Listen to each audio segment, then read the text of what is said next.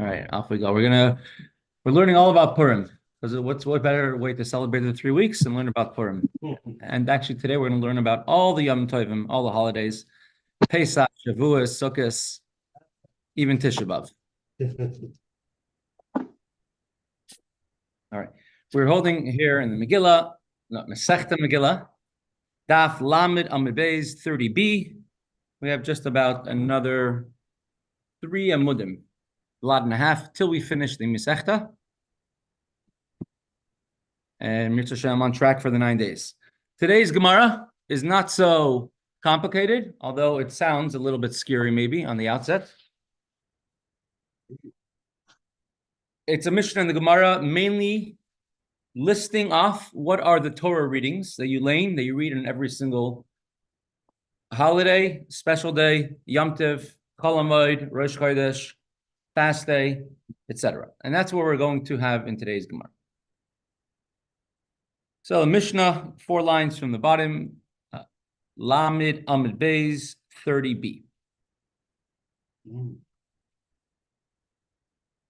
Says the Mishnah, and you can see here on the screen as well next to me. I'm going to bring here's a little chart, sort of to give a little context.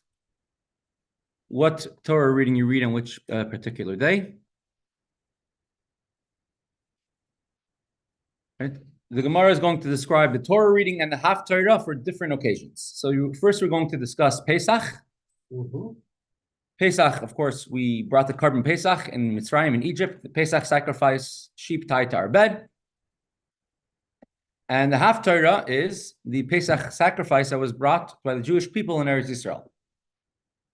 Second day of Pesach, we read Shara Chesev, and you'd only have a second day of Pesach in Chutz La'aretz outside of Eretz Yisrael. The Torah reading on the second day of Pesach is Shara Chesev, the same Torah reading as the first days of Sukkot. And over there, you discuss the carbon Pesach that was brought during the time of Yeshua HaMelech, which we mentioned him just previously. First day of Shavuos, we read about the giving of the Torah.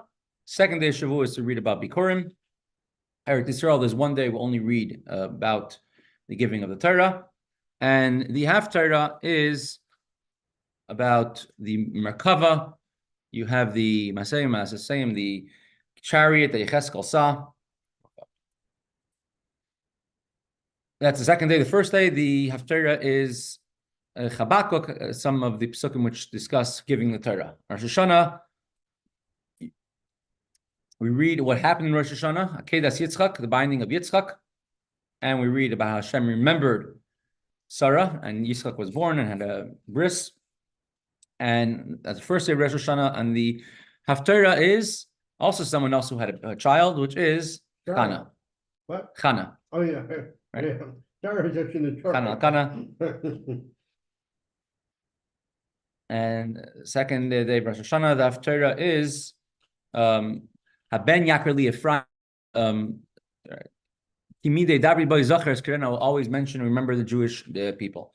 Yom Kippur, we're going to discuss the Torah reading of Shachris and Mincha, because Yom Kippur and Tisha B'av are the 2 unique Haftarahs, 2 unique fast days where there's Haftarah by Shachris and by Mincha. Yom Kippur, we read about the Avodah of the base of the Kohen Gadol, and the Haftarah by Shachris is about the idea of Teshuvah, and by Mincha it's Mafter Yoina, the story of Yoina Hanavi.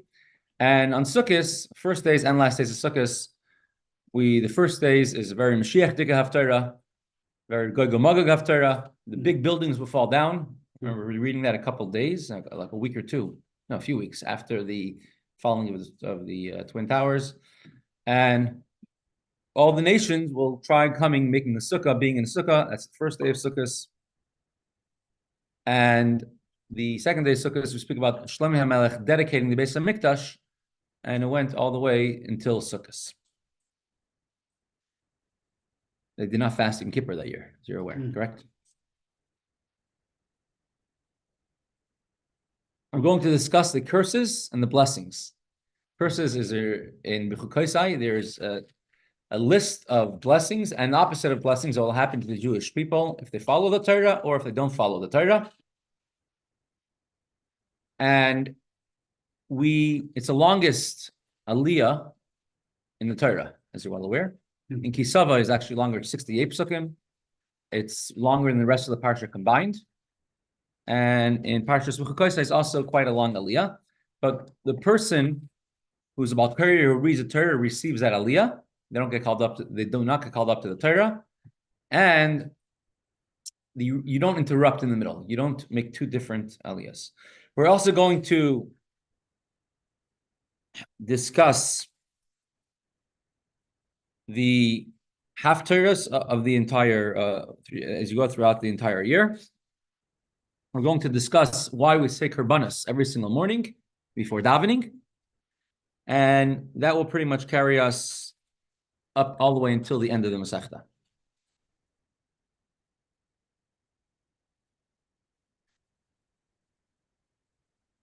So let us start the Mishnah. By Pesach, on Pesach, first day of Pesach, you read in Parshas Emor, over here, Shorei Chesed.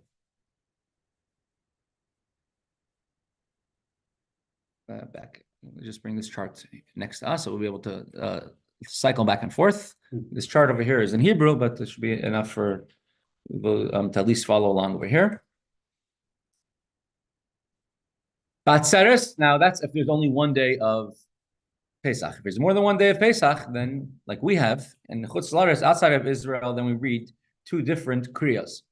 Batzeres on Shavuos, which outside of Eretz Yisrael is 2 days, but inside of Eretz Yisrael is 1 day. You read Shiva Shavuos. You read 7, the Parsha and Chumash Dvarim. Shiva Shavuos, Sisbalach, Malchach, Chemesh, Barkaima. You should, in Parsha A, you have to count 7 weeks in order, and then afterwards celebrate Shavuos. On Pesach, we already read Parshas Emor, which talks about the Yom Tov, and this is a second Torah reading which speaks about all the Yom Tovim. And on Sukkot, you're going to repeat what it says in Parshas Emor. So therefore, in Shavuos, we read Kol HaBachar, or Aser Ta'aser, if it's a Shabbos. Rosh Hashanah, what do you read in Rosh Hashanah? B'chodesh hashvi bechel hachodesh. Parshas Acharemus. Once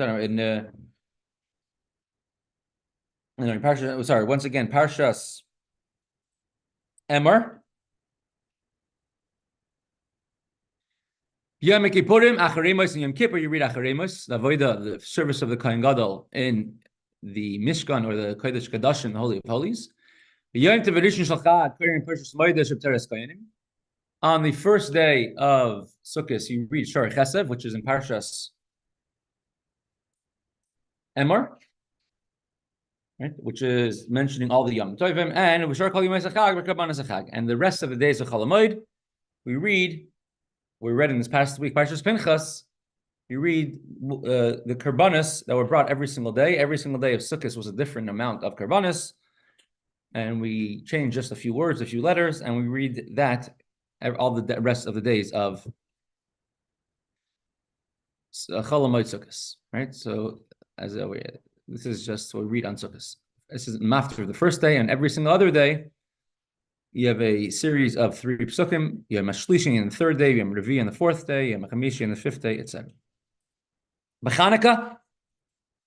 On Chanukah, we read Banisim in Parshas Nosai.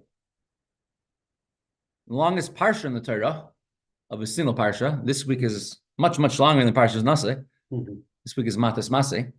It's a double Torah portion this year. Exactly. I think it's the only double Torah portion this year because we are in a leap year. And you repeat in Parashas Nasa, you repeat 12 times for every single shevet, every single tribe, the korban that they brought. 12 times over and over. And that's when they dedicated the Mizbeach, the altar in the Mishkan, and we read that every single day of Hanukkah, because that's when we dedicated the Mizbeach. But Purim, what do you read on Purim? Vayavo Amalek, and Amalek came. That's in Parshas B'Shalach. I remember, if you recall, that's the only Torah reading of the year, which is less than 10 psukim long. That is 9 psukim long, but you're not able to divide it into 10 psukim. And we say it's okay that you do 9 psukim because you're doing the Megillah afterwards. So you're showing that we're not trying to leave. We're trying to. We are doing more psukim to make up to the number 10. Keneged Aseres Adibros, as we went previously. So in Purim, you read from Parshas B'Shalach, the only Torah reading of the year of 9 psukim. Remember what Amalek, always remember, Lo tishkach, destroy Amalek, al tishkach. Rosh Chodeshim, what do you read on Rosh Chodesh? Again, Parshas Pinchas. V'Roshei Chodshechem, Chamishi, Parshas Pinchas, as we read this past week.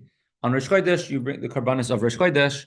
And of course, we went through this at length, figuring out how we divide these, how you fit 4 aliyahs into 3 paragraphs of different size paragraphs, 5 and a 3 and a, etc. B'mamadis. Do you remember what mamadis is? Isn't that actually the Third to last word on the line, fourth last word on the page. Anshe Maimer are the representatives of the Jewish nation. Every single karban, the owner has to be present. So, if not the owner, at least a messenger of the one who's bringing the karban has to be present. I'd love to send a representative to do jury duty, correct? But for some reason, the courts don't allow that yet. Every single person who brings a karban has to be present themselves. Now, there's daily karbanis every single day that are brought for the entire nation. How is it possible for every single Jew to be present at every single karban? We have representatives. Every city would have a certain amount of people that they would represent, and they would one person to the Beis Hamikdash, representatives from every tribe in every large city, and in every city individually, you had the representatives of the entire city who would fast every single day of that week, and they would read a certain Torah reading of the Ma'aseh Bereishis, the very beginning of the Torah, going through the 7 days of creation. And every day they would read another day of creation. And as you recall, we also had to explain how you fit 10 psukim into the aliyahs on those different days of creation and have different Torah readings. Every single day they would read another part of the Torah of the day of creation. And the reason why they would read, Rashi says, the story of creation of the world, not just the story, the repeating creation of the world is because the world was created to bring karbanis, and if not for the karbanis, the heavens and earth would not exist. And therefore, they would read that every single day. That's also another time when you could have a Torah reading of 9 psukim, not 10 psukim. On the time of Mamadis, this would be only in the time of the Beis Hamikdash, but it does not take place now. Last word on the page, Betanius, on a fast day. We're not speaking about a fast day of the fast that we do nowadays. Nowadays, we have 5 fasts a year, besides from Yom Kippur. And on these fast days, we read Vayichal. And Moshe Rabbeinu begged Hashem for forgiveness. All the fast days are connected to the destruction of the Beis Hamikdash, one way or the other, including Tainus Esther. And so we ask Hashem to forgive us for our sins, that why the Beis Hamikdash was destroyed. So nowadays, or currently, on a regular fast day, we read Vayichal in Parshas Kisisa. But a fast day, which is instituted for tsaras, for troubles, for example, if there's a drought, if there's a plague, those type of fast days, then you read, turning the page, Lamed Aleph, 31a, Barachos Ukvalis. You read Parshas Bichukosai. the blessings and the opposite of blessings. Correct. Oh. The blessings and the opposite of blessings, which Hashem tells us in Parshas Bechukaisai, which will take place. If you listen to the Torah, you receive many blessings. If you don't listen to the Torah, many things can happen the opposite. Oh, And then people will realize the Torah spells it straight out. Baruch Ish, blessed is the man who does this. Cursed is a man who does not do this. And therefore, it's very clear cut what is good and what is not good. And everyone should do teshuvah on this fast day. So you read the brachas, the blessings, and the klalas, and the opposite of blessings.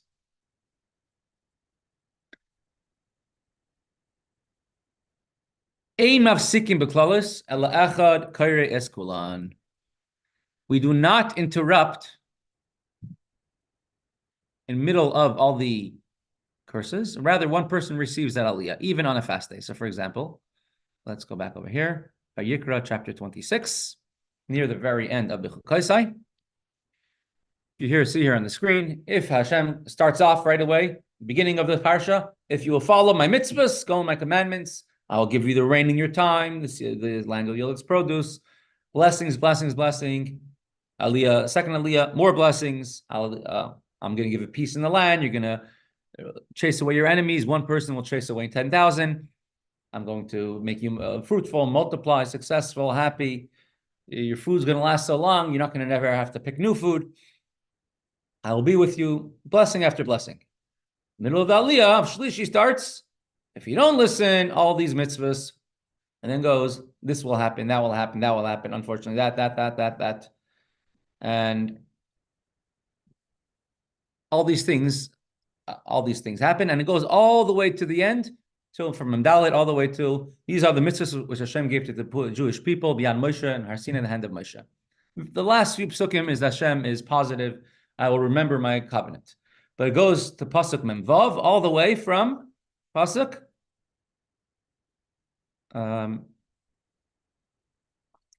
Yud. So Yud to Memvav, the hell part, that's 37 psukim in this aliyah, even on a fast day. Even if it's not Shabbos, you'll have a 37 pasuk aliyah. Right? In Parshas Kisava, it's much, much longer. And this is in order that everyone should do teshuvah. So one person receives this aliyah. So we have this as well. This year, Parshas Bechukaisai was a separate parsha, was not a double parsha. And the first aliyah is 3 psukim. Second aliyah is 3 psukim. And the third aliyah was 37 psukim. From the entire parsha, let's see how big the parsha is. The whole Bechukaisai is only...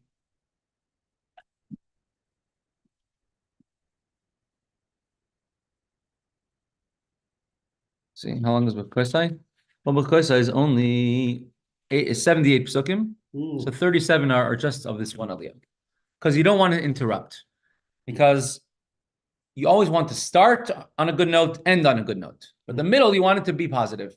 So therefore, you don't interrupt the middle of this aliyah. Basheni, Bachamishi,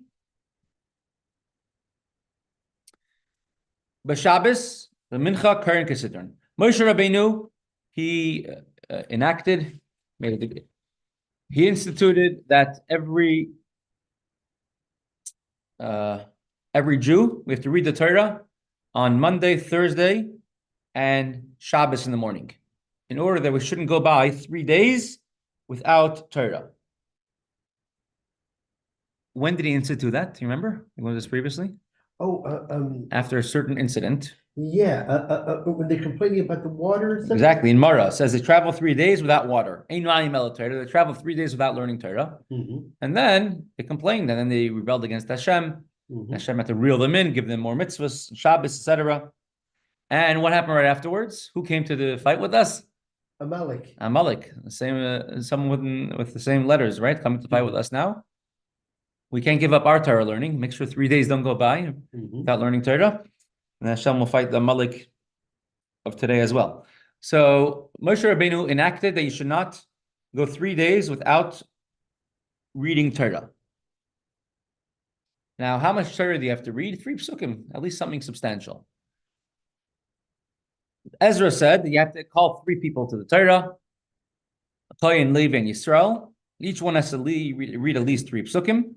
And he also said that there's some people which on Shabbos, they like taking their time. They're not necessarily going to be in shul in the morning, or they're going to waste their time Shabbos afternoon. And therefore, you have to read the Torah, you do, once again, Shabbos by Mincha.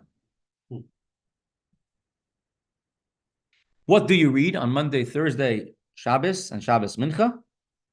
So, B'Sheni v'Chamishu Shabbos Mincha, Keren Kesidron, you read the regular Parsha of the week.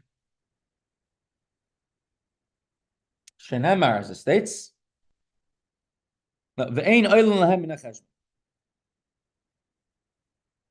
although you read the first Aliyah on Monday and Thursday, but it's not counted towards the Shabbos reading. You can't start from Sheni on Shabbos. Right? You can't do that. You have to start over from the beginning of the Parsha. So when Shabbos comes, you start once again from the beginning. And you continue from where you've left off last Shabbos.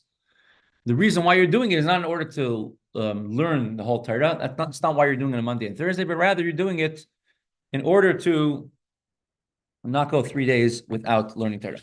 But why did we pick, I'm starting off the cycle of the 3 days to start up with the Monday. So let's start from Shabbos. Well, Shabbos, we always read the Torah, right? Shabbos, everyone gathers and always reads the Torah. So from Shabbos, they would want to do it on days that people gather. So people will typically gather on Monday and Thursday in the market days.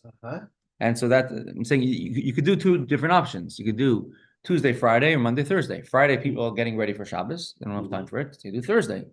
And then Monday is also a market day. People have to bring their things to the city. Sure.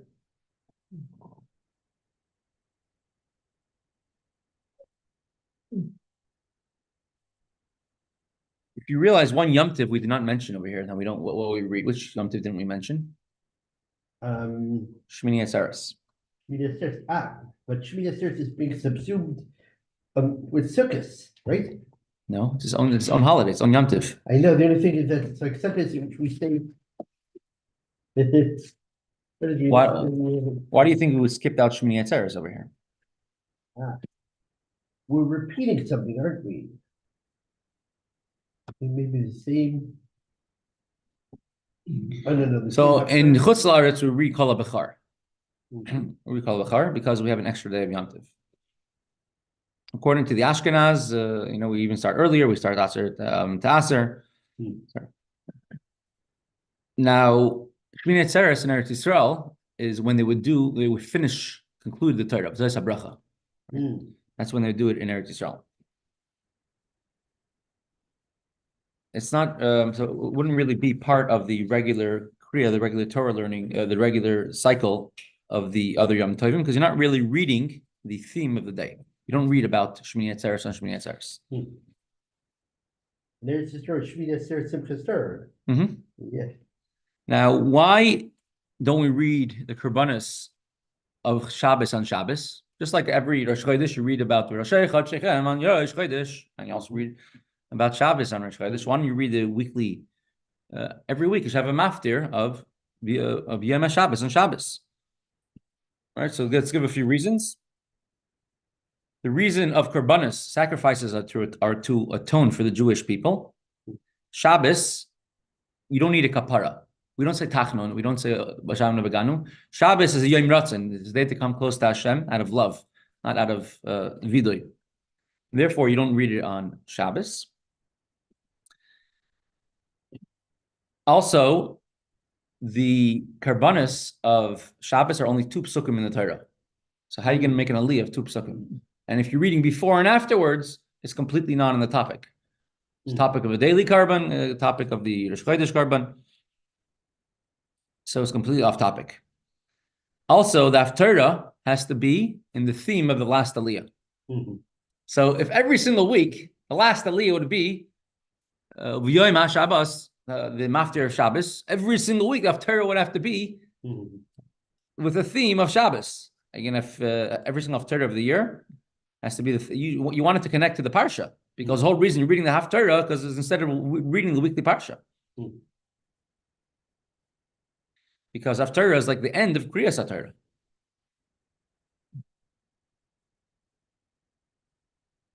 Also, on Yom Tov, you anyways don't read the regular weekly parsha. You're reading a different parsha, as we just listed off all the different Torah readings of Yom Tov. Since you're reading a different one anyways, so therefore, you add on another different one. Take out a second Sefer Torah and add a maftir. But Shabbos, we're reading the regular weekly. We're not deviating. We're doing a regular weekly Shabbos, so we don't want to deviate unless we already have a deviation going on. So when they enacted the maftir and haftarah, they did not enact it for Shabbos, only for Yom Tov. Rosh Chodesh is different. Rosh Chodesh, because anyways, the whole Torah reading on Rosh Chodesh to begin with is only for Rosh Chodesh. Let's continue.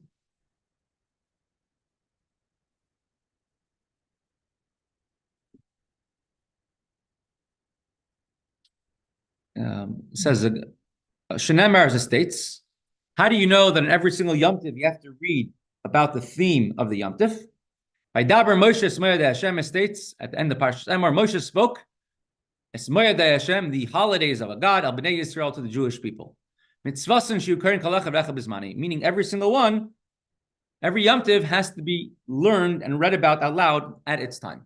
At the very end of the Mesechta, we're going to bring this pasuk again to teach us how you have to learn about the topic of the Yom Tov, not just relying on listening to the Kriyas Torah, but you have to learn about the Yom Tov 30 days before. And then we're going to have that based on this pasuk as well.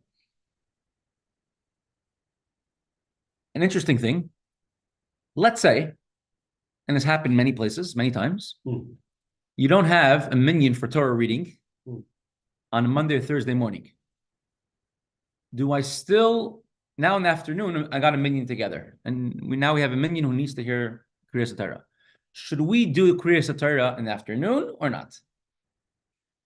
Here's the two sides. Is it part of Shachris? Part of Shachris, you can't do it in the afternoon. Or is it because you don't want to go 3 days without Torah? And then you could do it in the afternoon. The afternoon of Shabbos, you're talking about, right? No, a Monday or Thursday. On Monday, Thursday. You didn't hear it on Shabbos. Correct. And I can't say. Because if you look at the words over here in the Mishnah, it says b'shachris.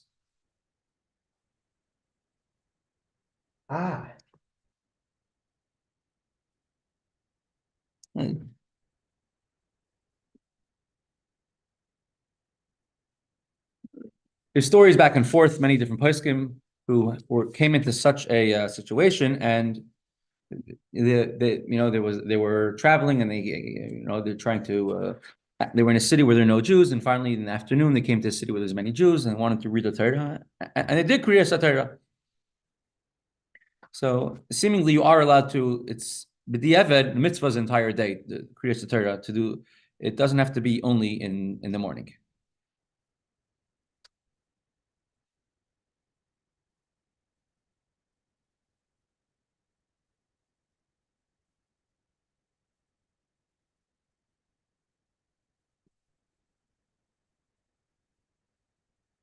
Continue. It says Gemara, Tan Rabbanon, our rabbis taught us in a Brisa.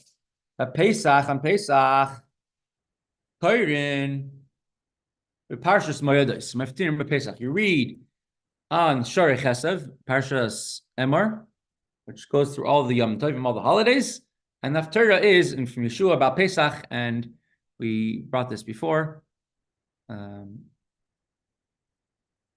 All right, we brought this before. We could cycle back and forth just to make it simpler, but we went through this already. This is the Torah reading. This is a Haftarah. And the Haftarah is about Pesach and Yeshua, that the Jewish people brought a carbon Pesach, first time in 39 years. Pesach Gilgal in Gilgal, the first Pesach they came to Eretz Yisrael. The Inna nowadays, the Ika Trei Yomi, we have 2 days of Yom Tov, right?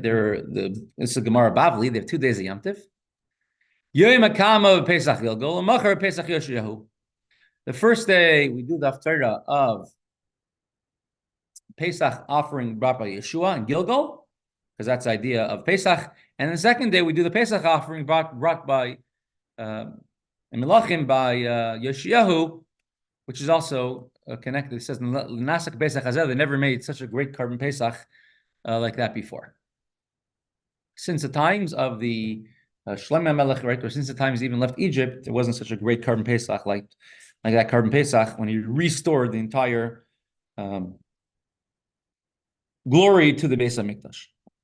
He removed all traces of idol worship from the entire Eretz Yisrael, from the Beis Hamikdash, and all the nation together made a carbon Pesach. Now, he was about tshuva. Oh, Yeshel. He said he wasn't raised from by his wicked Correct. father. Right, correct. Now, at this point, the Gemara only discussed the Haftarah of the first 2 days of Pesach. Right now, it seems like the Torah reading is the same. In practice, bring this up over here, the Torah reading on the first days of Pesach are different. We're going to have the opinions here in the Gemara. According to the Brisa that we're learning now under Papa, the Torah reading in the first 2 days of Pesach is this, and this. The Torah reading is Shor Chesef in Parshas Amar, and the Haftarah is different. We're going to bring currently another opinion in the Gemara.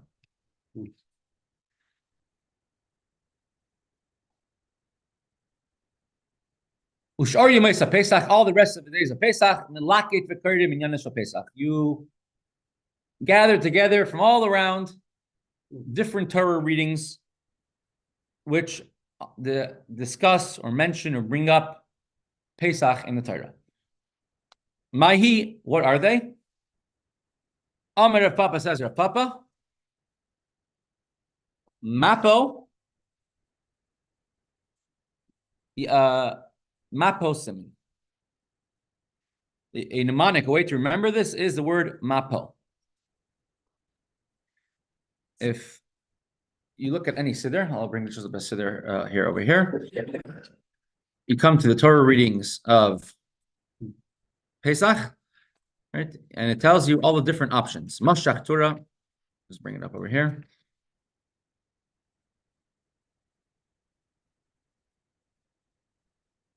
Look this, Hanukkah, Pesach. Readings for Chol HaMoed Pesach.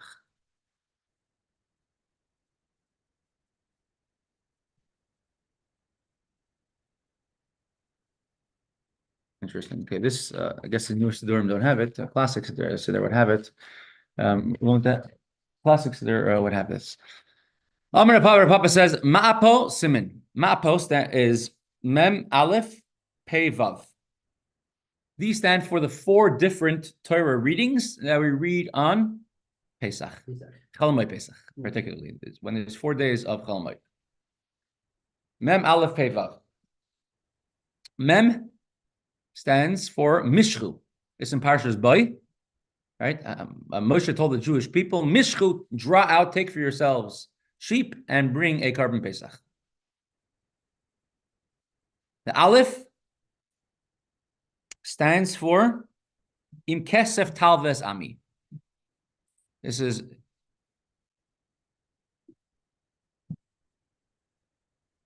back to here. Im Kesef Talves Ami, if you will lend my people monies in Parshas Mishpatim, and at the end it goes through what you should bring on Pesach.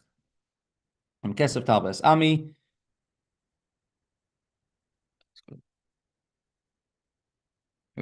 Pasuk Tezvav, and then it says over here, "Es Chag HaMatzos Tishmar." You should guard the festival of the matzos, right? And don't eat chametz for 7 days. So it mentions Pesach in one pasuk. So we go all the way from the beginning, a long time before, because we need to get 3 aliyos, and therefore we start off in Kesef Talveh, the rest of Parashas Mishpatim, and we end off.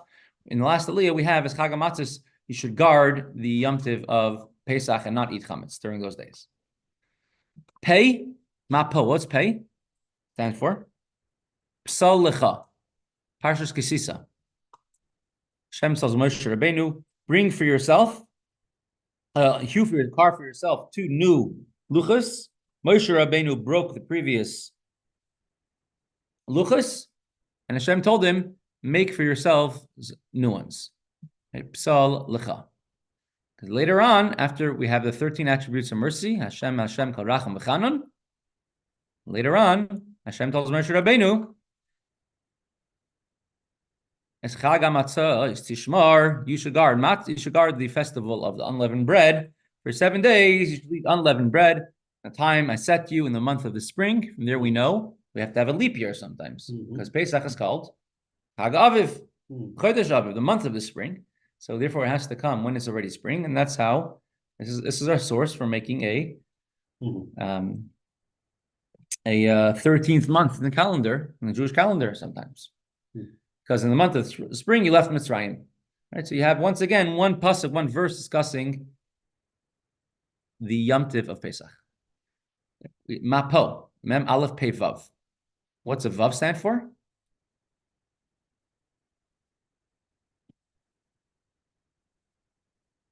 This is the Karban Pesach the Jews brought in their 2nd year that they were in the desert. And once again, it says, Shivas Yom Teichel Matzos. You should make a Karban Pesach in its time. And it says later on, the people which were impure, the halachos of Pesach Sheni, and Shivas Yom Teichel Matzos, for 7 days, you should eat matzah.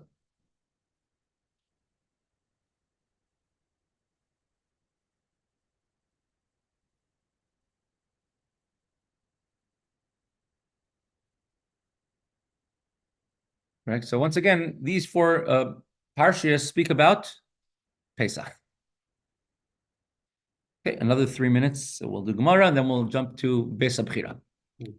Yom Tov Acharon Shel Pesach. Right. Let's go back. Maybe X out some of these. We have a lot of links open over here. Let's go back over here. Now the last days of Pesach. All right. So we had the first day of Pesach, 2nd day of Pesach, Chol Hamoed. We just listed off Mapo, right? These 4, we're quoting the Brisa right now, right? These 4, what you read, and now we're up to Shvi Shel Pesach and Achron Shel Pesach, and in this, there is not going to be any disagreement. We actually go like Abaya nowadays. So this Brisa that we're learning now is not the halacha, because what he says Vav Mishchu K'chu, we actually read on the 2nd day of Yom Tiv, and we actually add another parsha. A parsha that we read in Tefillin, Kal Shliach Bechar, right? That parsha in Parshas Boy, Kal Shliach Bechar Israel, that we actually read on Chol Hamoed Pesach. And according to Reb Papa, the Brisa we're learning now, you don't read that on Chol Hamoed Pesach because they have one extra Torah reading. According to this Brisa, the 1st and 2nd day of Pesach, you read the same thing. Just like Sukkot, you read the same thing the 1st and 2nd day. Shorei Chesed, according to this Brisa, you read the same thing. Abaya is going to say different. On the last days of Pesach, and this we're all going to be in agreement. Koren Vahi B'Shalach, Shvi Shel Pesach, 7th day of Pesach, when the Jews crossed the Red Sea. The Red Sea. Yep. And that's we left Mitzrayim, and now we're finally time to graduate 1 week out, and that's what we read that day. Maftirin, and Haftarah is Vayidaber David, and David sang a song to Hashem. A little bit of trivia. Want to hear a little bit of trivia? Yeah, sure. This is how they would test for a chassan back in the olden days. You know, they wanted to have a chassan, but you wanted to make sure he's able to read, to know, you know, want to make sure he's a Yireh Shemayim as well. And you come from Ger, right? So in Ger, this is what they would do. Yeah. They would, if someone wanted to, you know, check out the prospective chassan, so they would make sure they get the prospective father will make sure that they get this haftarah. Why? Because let's have a look at the haftarah.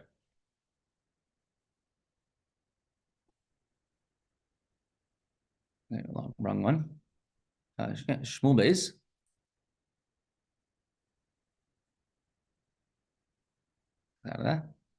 David Hashem is Divrei Shir Zos. This is in Shmuel, correct? And David spoke the words.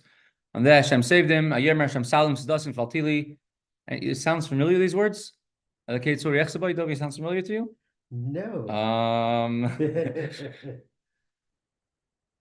Let's go to Tehillim. Let's go to Tehillim.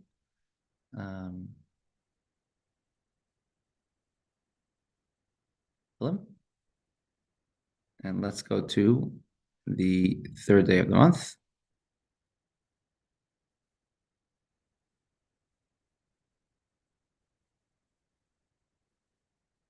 Hebrew.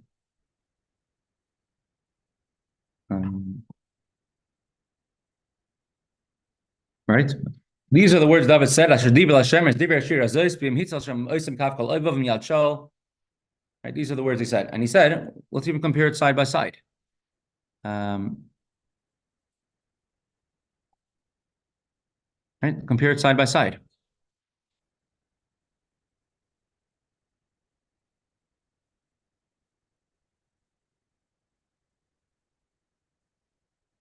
No, this is not supposed to happen like this.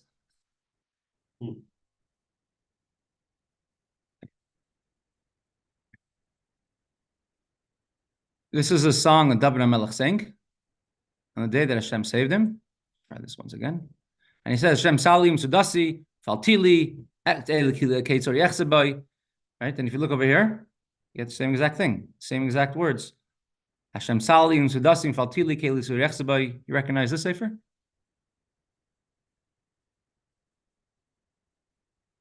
Oh, when we say for Shmuel, no, but this one over here, you recognize the words? The layout. This is a sefer Tehillim. It's Kapitel Yudches, chapter 18 of Tehillim. Right? And the Haftarah of the seventh day of Pesach is the Shira, the song of David HaMelech, which he sang to Hashem. And it's almost word for word, because after all, David HaMelech wrote Tehillim, and David HaMelech is in Shmuel Beis saying this song, the Shira. It's just only slight differences. So somebody says Tehillim all the time and is familiar with chapter 18, Kapitel Yudches. So whenever if they get the Haftarah of the seventh day of Pesach, they always make mistakes in the Haftarah. Because if they make mistakes, that means they're familiar with the Tehillim and they're used to saying it the way it is in Tehillim. Right? Let's look at chapter verse 5. Right? It says, I'll just do it only for the Hebrew. Verse 5. Look at verse 5. You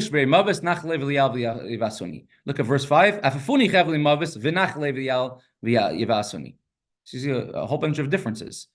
Takes out the word mishbrei, puts the word chevle, vinachle, vav. So there's a lot of differences. So if somebody reads Haftarah with a lot of mistakes that are from the Tehillim, then you know he probably says Tehillim. He's probably familiar with the Tehillim. Oh, and others actually want to make mistakes. Exactly. Right? But if someone is called up and he reads it perfectly because he wants to impress everybody, say, this guy doesn't say so much Tehillim. It must be something a little bit off with him. So that was a test they used to do in Ger. So David, maybe that's your grandparents had this test. Yeah. They want to see your perspective, Chassan. Indeed, actually, my father's parents was an arranged marriage in Poland. Oh wow. Ulamachar, and the last day of Pesach, they read Kollel Eretz Hatzvi. Once again, Parshas Re'eh. Which goes through all the Yom Tovim. Umaftir and Haftarah is Oida Yom.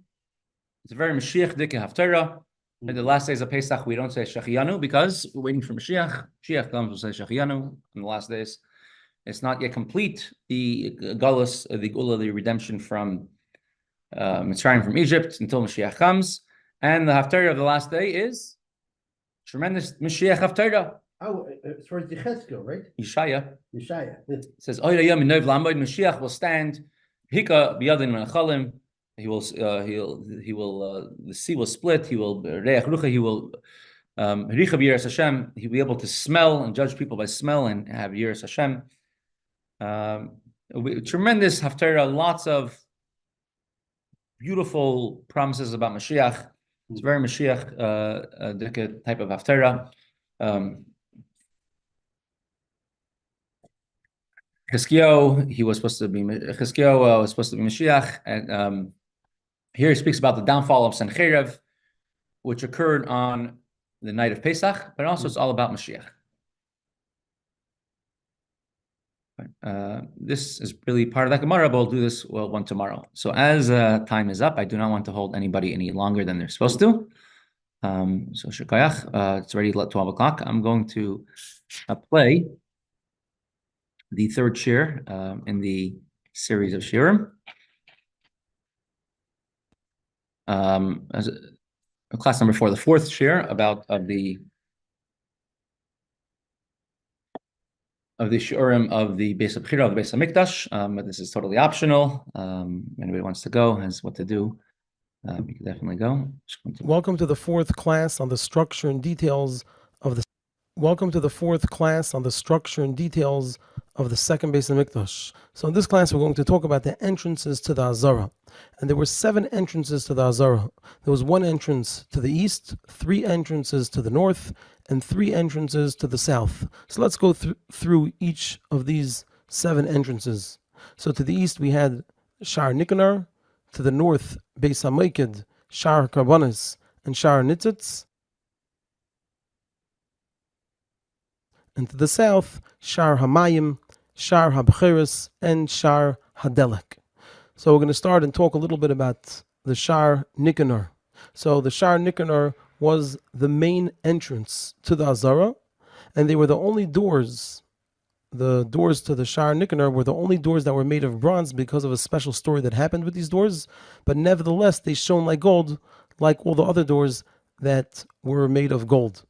Then in the north we have the Beis HaMoiked. So the Beis HaMoiked is the most complicated of all of the entrances because it was an entire structure, and it's a discussion whether it was built entirely over here in the area of the Hatzvi-Bais, or whether part of it was in the Azara and part in outside of the Azara in the Hatzvi-Bais. But either way, half of it was considered Kodesh and half Chol. The inner part was considered Kodesh and the outer part Chol. And it was an entire structure like we'll see. So the following is a diagram of the Beis HaMoiked. So you can see it's an entire building, and within it there are 4 rooms. And we're going to go through these rooms. So in this corner over here, the southwestern corner, there was the Lishkas Hatzlayim, where there were ready sheep for Karbanis, and there were never less than 6 sheep over here. Then in this corner we have the Lishkas Oise Lechem Aponim, where they would prepare and bake the Lechem Aponim.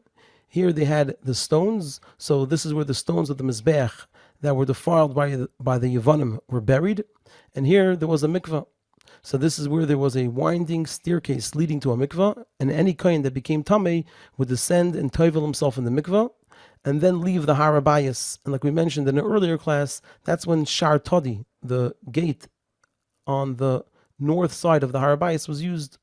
And there was also a bathroom down in this room over here, by the winding staircase. And over here, there were beds extended from the walls where the Kohanim would sleep. So it seems like it was sort of bleachers coming down, and the Kohanim would sleep along these bleachers on each side. And then over here, there were doors. There was this one door leading to the Hatzvi-Bais and one door leading to the Azara. Now, regarding the door leading to the Azara, it had within it a smaller door. Like we mentioned, each of the doors was quite large, up to 3 stories high around. So within this big door, there was a smaller door, and this smaller door was used in the mornings by the Kohanim, the ones that would enter to inspect the Azara. And then once they were done inspecting it, they would close the smaller door and open the bigger door, and they would start the Avodah of the day. And the key for the door was placed under one of the tiles that a kohen slept on. So a kohen sleeping over here would be on top of one of the tiles. Apparently it's on one of these sides. He would sleep on the tile that had the key in it. Let's move along to the other doors. So here we have the Shar HaKarbanis. So this was the gate that was used through which Kodshei Kodashim were brought. And the reason is because the Kodshei Kodashim could only be shechted on the north side. So the gate was over here on the north side. Then we have the Shar HaNitzitz. This was not just a gate, but like the Beis HaMoiked, in a sense, it was an entire structure, and the Kohanim stood guard on top of it. Then here we have on the bottom, on the south, the Shar HaMayim. Shar HaMayim is the shar that the water that was used for Nisach HaMayim on Sukkot was brought in through that gate. Then we have the Shar HaBchiris. the Becheres were brought in through this gate, and the Shechita of the Becheres was also kosher on the south side of the Azara. So it could be brought in on this side as well, unlike the Kachim that were only able to be shechted on the north side. And then finally we have the Shar Hadelek, where the wood for the Mizbeach was brought in through. So the wood was being checked, we said earlier, in the Ezras Nashim. It was taken out apparently from the main entrance of the Ezras Nashim and then brought into the Azara through the Shar Hadelek. And with that, we'll end the fourth class.